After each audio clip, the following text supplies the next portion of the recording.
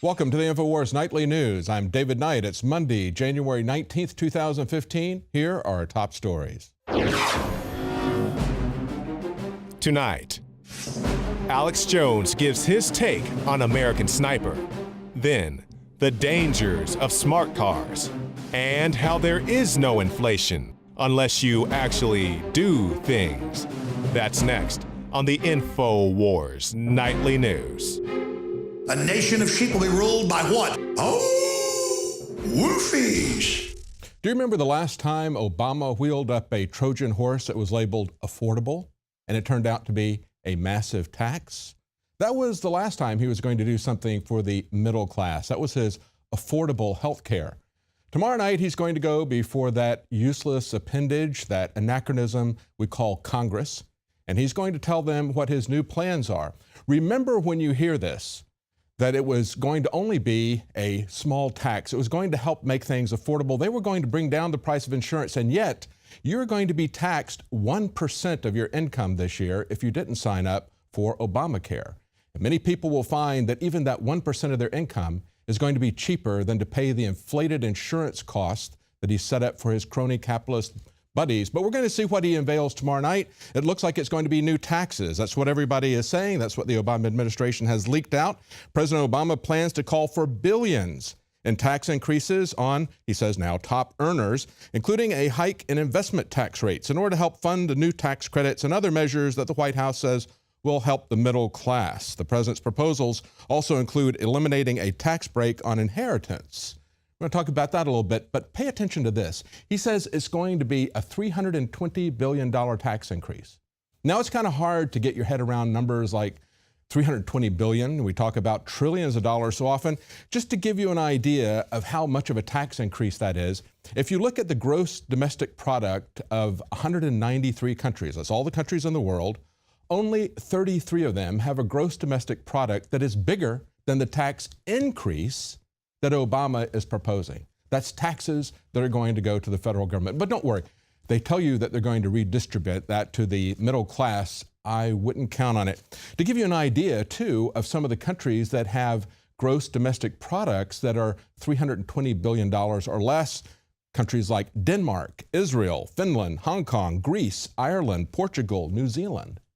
So the amount of those countries' gross domestic product is what he's proposing just in tax increases. But of course, the centerpiece of this is going to be an inheritance tax. But before we talk about that, this is sold by the New York Times as finance cuts for the middle class. They say it's the latest indication that the president, untethered from political constraints. That's right, he's untethered from political constraints. He's untethered from the Constitution. They say after Democrat losses in the midterm elections, he's moving to aggressively set the terms of the discussion as he pushes audacious moves in other areas like immigration and relations with Cuba. Exactly. Even the New York Times, which is advocating for Obama, calls these moves audacious, saying that he's marking out his territory, that he no longer feels constrained. Precisely. That's the point. And when they talk about how they're going to do this for the middle class, remember that it was just a few months ago that a Democratic consultant sent out talking points to the Democrats before the elections telling them, don't talk about the middle class, talk about the working class, because nobody is identifying as being middle class anymore. Everybody is starting to see themselves as poorer than middle class.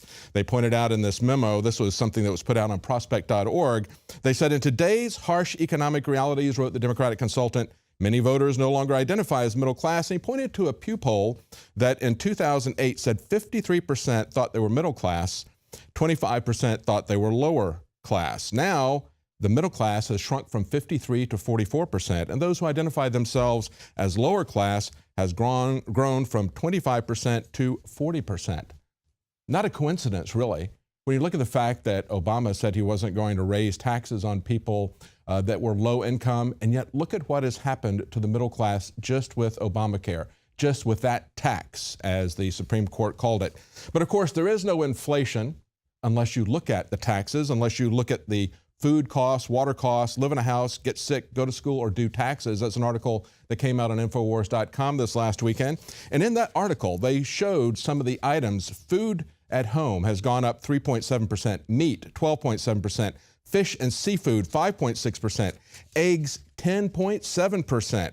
Milk, 5.2%. Now, you understand at the same time we're talking about massive deflation in commodities worldwide. In Bloomberg's measurement of 26 commodities since 2011, just in 3 years, those commodities have gone down 47%. That's all commodities that they're looking at, not just oil. 26% of that decline has come in the last 6 months. So we're seeing a massive decline in the price of commodities, which is kind of an indication of people increasing production, building new capacity, new businesses. And yet, at the other hand, we're seeing a massive increase in consumer prices and in things like taxes. It's starting to look like the stagflation that we saw one of the times that oil was manipulated, the way that it's being manipulated right now. And of course, that was in the late 70s. Now, the White House is also saying, as I mentioned, he's going before the Congress, which increasingly is in reality a useless vestigial appendage, an anachronism. And he says as much with his legislation about the internet. It's not just immigration and it's not just taxes. It's everything that Obama does. They're useless in that. In this article that came out from Reuters over the weekend, the White House says that net neutrality legislation is not needed. Why? Because he says the FCC already owns the internet. They already have the right to make all the decisions about that. Just understand that he's going to use the EPA, a regulatory agency that is not directly elected by the people, is not accountable to the people. It is a perpetual bureaucracy that writes regulations faster than Congress could write laws. He's going to use the EPA to enact his climate change legislation. He's going to use the FCC to enact internet control. And he may use the IRS to shut down entire industries. We'll have to see what he's going to do.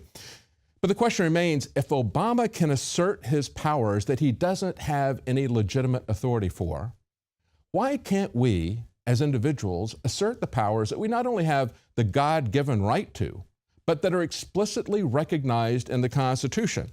One Indiana state representative has done just that. He has introduced a bill that would repeal laws requiring a license to carry a handgun, supporting what many people call constitutional carry, going back to our right under the Second Amendment to have firearms for our own protection. The state representative is going to get rid of the existing laws, he hopes, that would require a license to carry a gun. In Indiana, state law currently requires a person to have a license in order to carry a handgun in their car or on themselves in Indiana. He says this is geared to the innocent person. I want to remove one more obstacle in the path so that they can defend themselves. Understand that innocent people shouldn't have to get permission from the government to protect themselves. If the government wants to take away the rights of criminals, certainly incarcerating somebody when they are convicted of something is taking away their rights. Taking away their rights to have a handgun, I don't have a problem with that if it's a violent crime. There's many things that are felonies that shouldn't be felonies, and we're going to be talking about that in the next segment. Obama is going to increase a whole new sector of activities, make them felonies that currently are misdemeanors or not even crimes. But nevertheless, if somebody is a legitimate violent criminal, I don't have a problem with somebody with the government taking away their right to own a handgun. But if you have to go to the government to ask for a handgun permit, it is no longer a right. It is now a privilege. And we need to start understanding what our rights are and asserting our privilege, our right to use those rights, or we're going to lose them. Another example of this is in Arkansas, where we see that a government agency there has taken away 7 homeschool children from a family, not because they did anything to harm the children, but because the father was in possession of an unapproved FDA supplement. That's it. See, if in a tyranny, and I guess we could say one definition of a tyranny is the fact that everything is prohibited unless expressly permitted by the government. In this particular case, it's a supplement. And you know what? It really doesn't matter what this supplement is. It really doesn't matter whether this supplement is effective or not.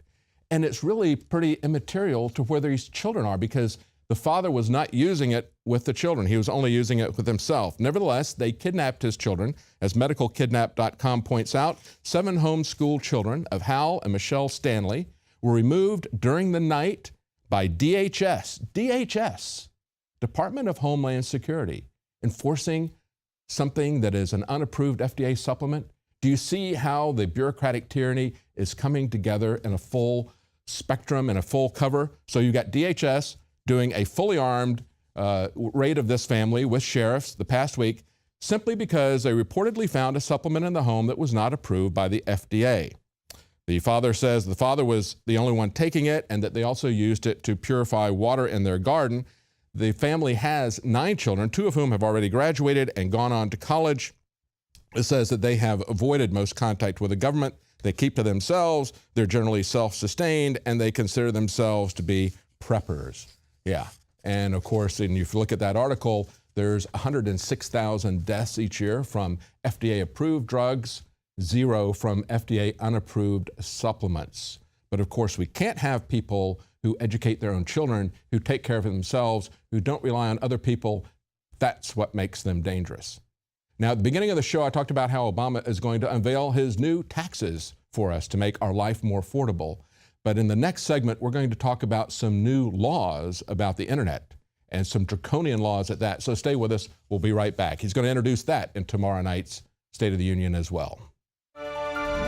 Every year we make resolutions to lose weight and get in shape. And the truth is, it's hard, even with diet and exercise, because of toxic food in our environment that is stressing our bodies more than ever before. Working with experts in nutrition and biochemistry, I found that super high-quality nutraceuticals, in addition to my diet and exercise, were the answers that synergistically worked. I could see the drastic changes every day with the amount of weight I've lost, my increased stamina, and more of a twinkle in my eye. That's why we are now so excited to launch the INFOWARS Life Resolution Pack, combining 3 essential formulations: oxygen-based cleanser Oxy Powder, the Secret 12 bioavailable vitamin B12, and your choice of super female or super male vitality. Now all available at a discounted price to you and your family to bring in the new year and make 2015 a true success. That's InfoWarsLife.com or 888-253-3139.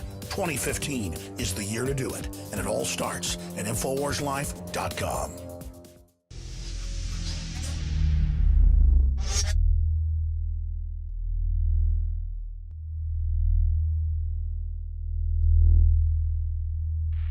City of Austin tap water versus filtered City of Austin tap water. I can taste dirt in it. God knows what's in this. This has an aftertaste. Tastes like Austin water? Yeah, it does. Ugh. These people just sampled City of Austin tap water straight from the faucet. Next, we had them try a sample of tap water filtered through the ProPure G2.0 filtration system. High quality H2O. That one is better. Tastes like nothing. Yep, I know what good water tastes like. It's good water. Most tap water contains added substances like fluoride, chlorine, Monsanto's deadly pesticide, glyphosate, and many others. Studies prove that these substances are linked to an assortment of major health issues, including tooth decay, lowered IQ, and even cancer. It tastes like you're drinking out of the lake when you're drinking tap water.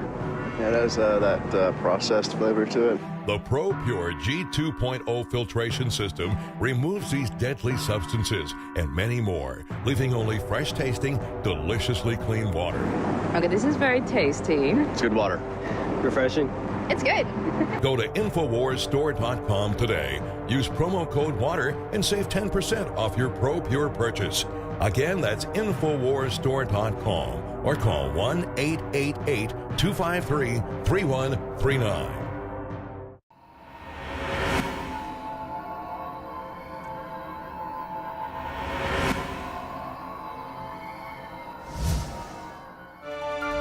Well, a new study has shown that Facebook likes can reveal your personality.